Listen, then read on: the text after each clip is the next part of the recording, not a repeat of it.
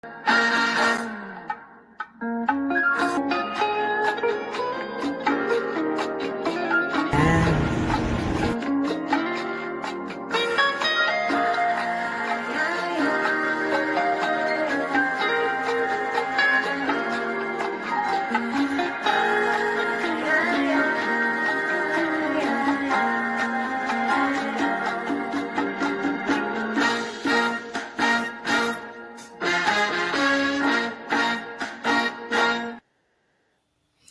everyone. Good evening. Welcome to Conversations with MM. This is Marivir Montebon here in New York City. I'm back. I'm back from South Korea, and I had a very wonderful time there, and it was refreshing and inspirational. I'd like to thank the organizers of the pilgrimage, the Peace Pilgrimage, in time for the 33rd anniversary of the Women's Federation for World Peace. So thank you so much for the leadership. And this evening, I'm featuring a world leader, a peace world leader, who is going to talk to us about peace, women and children. And we have Dr. Rima Salah. She is the UN Assistant Secretary General to His Excellency Banki Moon. And he is also the Deputy Chief of UNICEF. And Dr. Salah is also a clinical professor and at the Yale University's Child Studies Center. Also in this episode, we feature the 33rd anniversary of WFWP in South Korea, where we had our pilgrimage. Among the highlights are our visit to DMZ, or a demilitarized zone, which is the border of North and South Korea, and the opening of the International Interfaith Temple. So it's going to be a very heartwarming and inspirational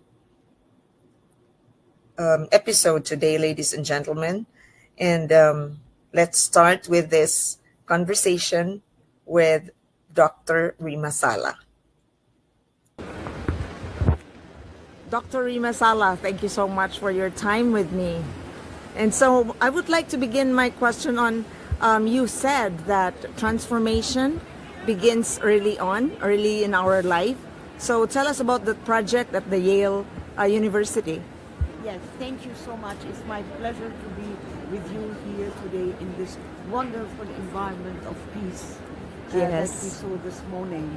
And yes, I am at Yale and I am chairing a consortium, what we call early childhood development. Mm-hmm. That the science shows how important are the early years of life to build peace and justice from the beginning and to build cohesive societies.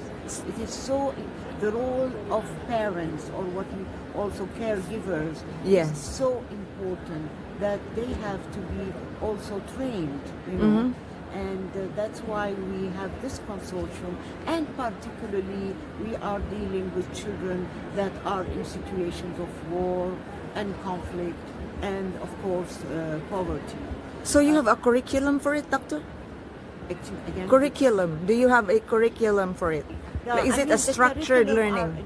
We at Yale, we do the research to show the world how important are the early years of life, and that if we have wars and conflict, humanitarian response is not only giving food and and other things, but also early years of life, to have education for early years of life, because we know that if the children, are in this situation, it can go from generation to other generation. It means the trauma is passed on. The trauma is passed, and then there is the study of epigenetic now, that even the genes can change, and the gene can be transformed from one generation to the other. We don't have the program. The programs are developed in different countries.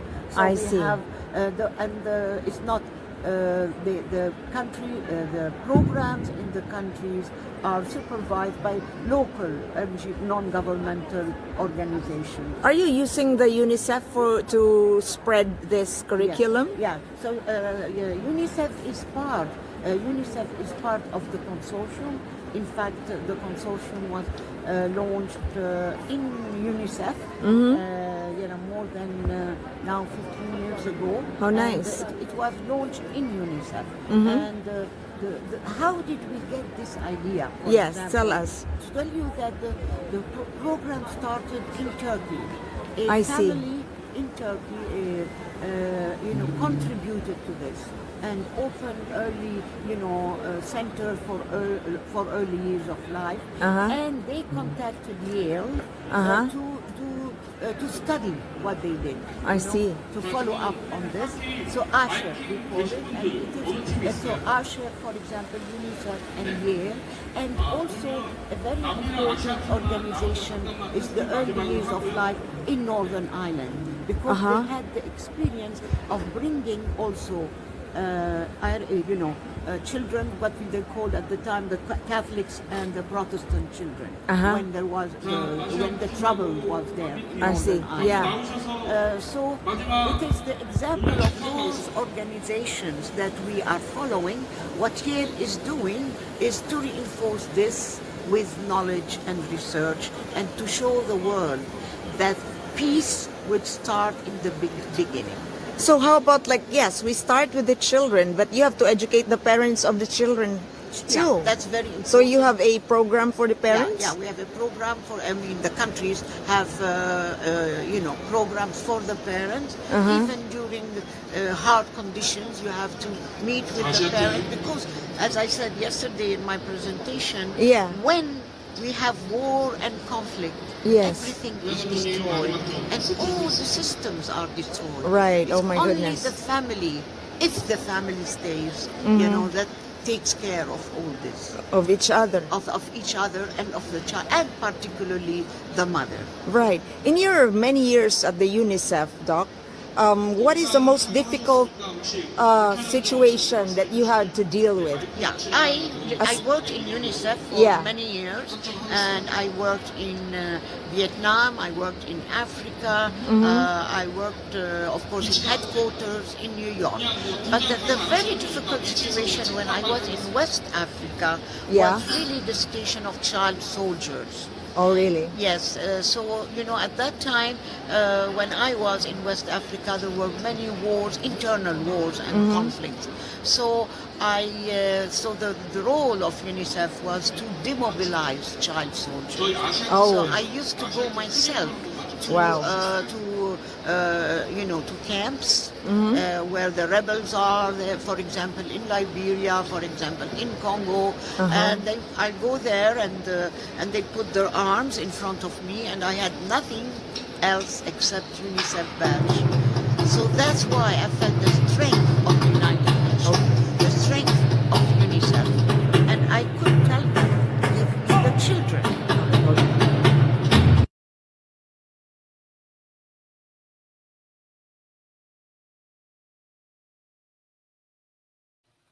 We had to cut that conversation because the stage was filled with performers, and they were like having technical rehearsal for the upcoming program just minutes before I conducted the interview with Dr. Salah. So we were interrupted, but then we continued. And so this is the second part of her amazing work as a global peace advocate through the United Nations. Let's take a listen. That's amazing of you, Doc, your work. But how do you protect yourself from compassion fatigue?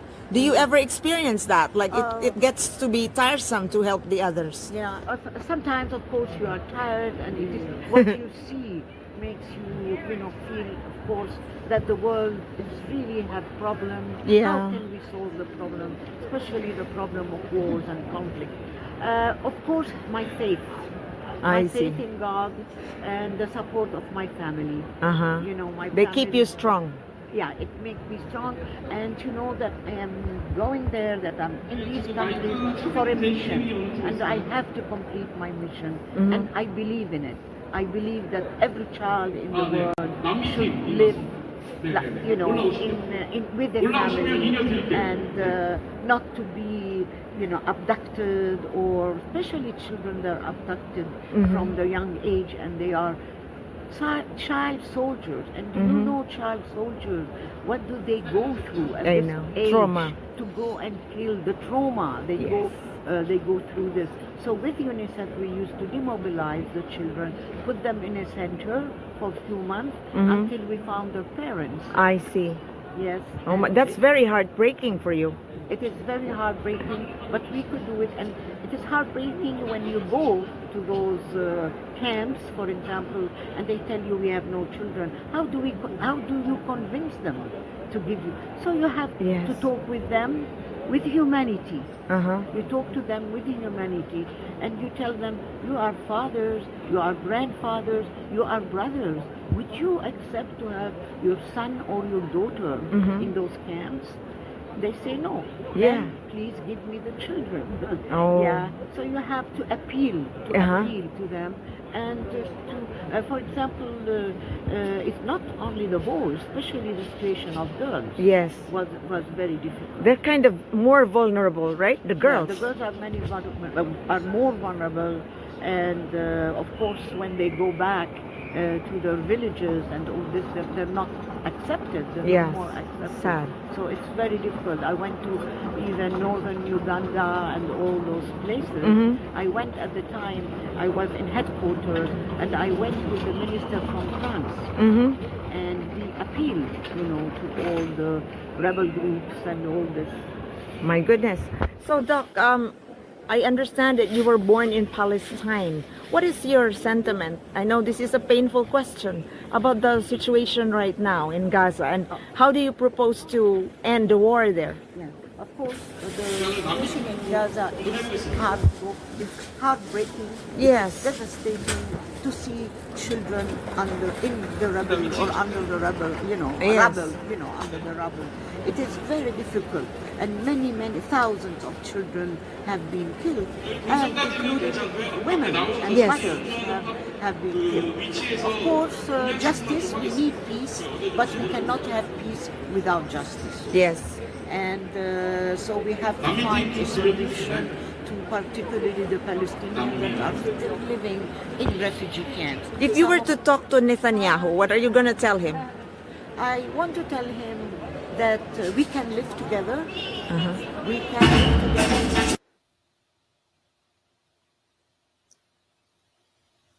So I like Dr. Salah's statement on the need for peace and justice. There cannot be peace without justice. And when I asked him, what are you going to tell Prime Minister Netanyahu about the problem in Gaza, which has been going on for so many years and seemingly without a solution? And she said, we can live together. She's finding common ground. Take a listen to this continuation of our interview. Dr. Salah, by the way, is Palestinian Jordanian by heritage. I will tell Netanyahu that we can live together, that we lived together before, Christian, Jews and Muslims in the Holy Land. We lived together, and we can live together now also.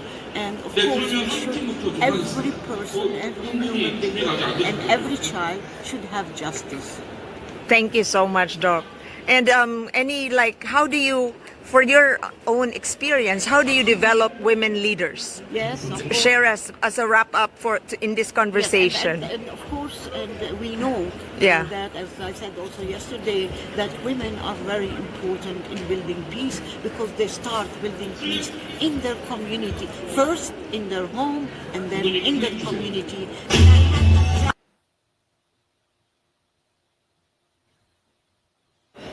Yes, I will tell Netanyahu that we can live together, that we lived together before, Christian, Jews and Muslims in the Holy Land. We lived together, and we can live together now also. And of course, every person, every human being, and every child should have justice. Thank you so much, Doc. And how do you, for your own experience, how do you develop women leaders? Yes, of course. Share us as a wrap up in this conversation. Yes, and of course, we know Yeah. that, as I said also yesterday, that women are very important in building peace because they start building peace in their community, first in their home and then in their community.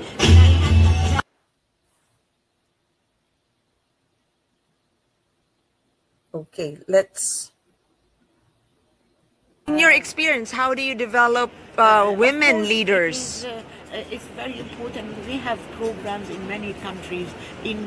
For example, now when there is Resolution 1325, which reinforces the role of women in building peace. Right. But also now, after 1325, there were other resolutions, and there is also the localization of 1325. Yes. And we have programs where we train young leaders, in their community. To negotiate and all that? Yes. Uh-huh. And it's very important that the localization now in countries like in the Philippines and in Lebanon, in many other countries we have. And we sometimes bring to, for example, we have a program with Israeli women and Arab women. In Nice. Palestine. Israeli lawyers and Arab Palestinian lawyers. That's a good networking and cooperation. Is very important, and it is very important the empowerment of women locally. Awesome. Locally. Thank you so much, Dr. Salah, for your time and all the best. Thank you. Thank you. God bless. Thank you. Okay, that was my wonderful conversation with Dr. Rima Salah. She is the Assistant Secretary General to UN Secretary General Banki Moon and the Deputy Chief of the overall UNICEF globally for a long, long time. And right now she is concentrating on education, doing research at Yale University's Child Study Center. So Dr. Rima Salah has pretty much spent her life. She's now over 80 years old, and she has spent most of her life taking care of children and women and young people in refugee camps in many parts of the world. She was with us at the DMZ Peace Tour and the entire pilgrimage with the Women's Federation for World Peace. In this picture, you see Dr. Salah with my colleagues at the UN representation led by Ms. Marily Barlaan. And with me are Bala Mahmood on the rightmost and Juliet Hatulan. So we had a wonderful time at the DMZ from the military facilities, the demilitarized military facilities. We had a trek in the forest, and we had tea in a local small business there, which is owned by a woman, and it was a way to debrief us from the very kind of tight and very sad atmosphere at the military facilities. And then we were taken to this forest. We had tea, we had reflections, we had cookies, and salute to the entrepreneur who has developed this, because it really is a very encouraging and inspiring endeavor. When you demilitarize a zone, you can develop the environment and you can increase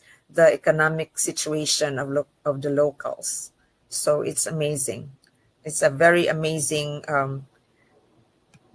practice, one of the best practices that people can do.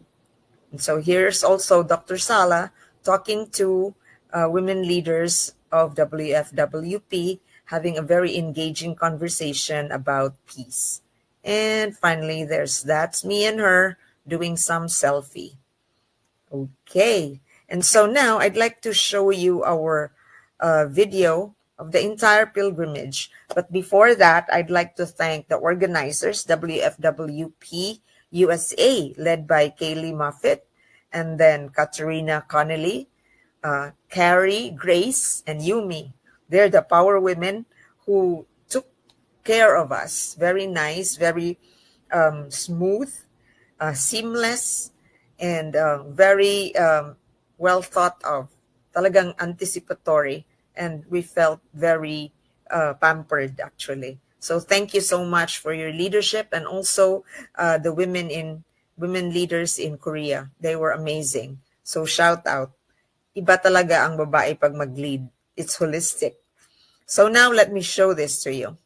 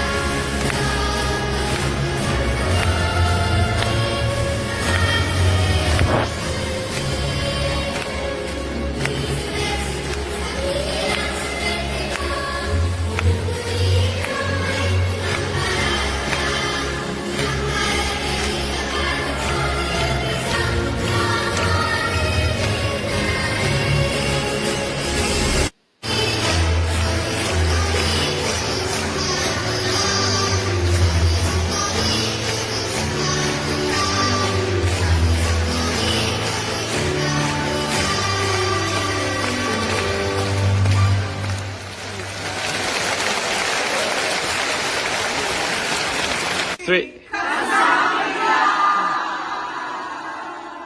And 사랑합니다.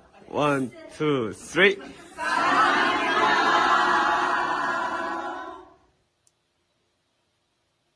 There you go. That wraps up our tour for 3 days. But I was in Seoul for 5 days, or seven days, actually. But the entire proceedings, the major events were the weekend of Friday, Saturday, and Sunday last week. So I'd like to once again thank the organizers and the WFWP International, my team, especially Twin Merly for the leadership. Thank you so much. And I'd like to say hi to my colleagues, my newfound colleague, Bala Mahmood. Thank you so much. I had wonderful time with you, Bala. Hope you're okay there and back in your place in Kurdistan and or is it Iraq? And hi to Julie.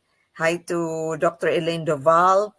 And we had a great time together. It was a very wonderful learning experience. And as I mentioned during the banquet, during the evaluation, I thought this was like a very easy breezy kind of pilgrimage. But then when you're in the situation, it gets heavy.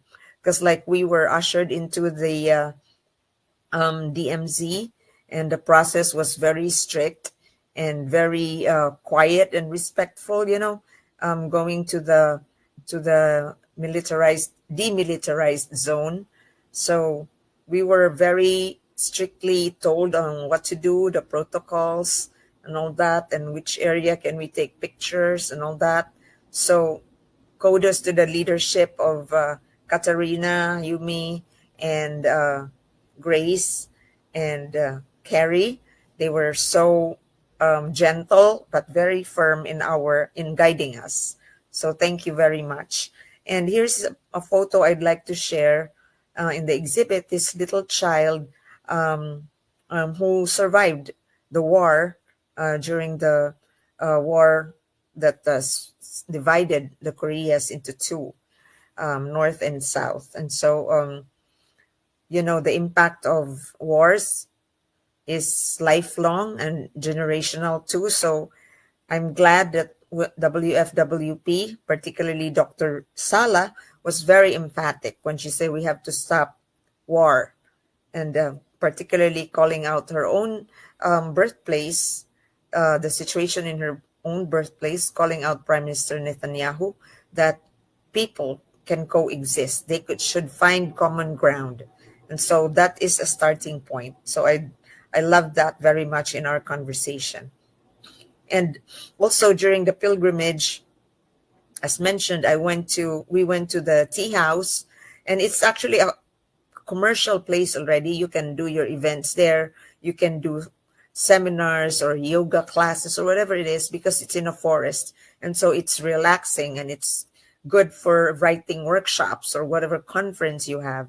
So you can imagine if you turn a place to become peaceful, from a war zone to a peaceful place, you can develop the place and you let the locality thrive, and particularly in this example at the DMZ at Gapyeong.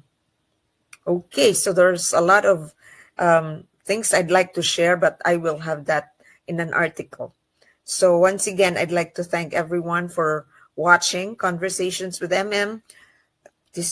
And sorry that last week I wasn't around. I was in Asia. So hope you're doing okay here in New York and in the world, and you're taking care of yourself and taking care of each other. So see you again in one of our future episodes. Bye for now, ladies and gentlemen.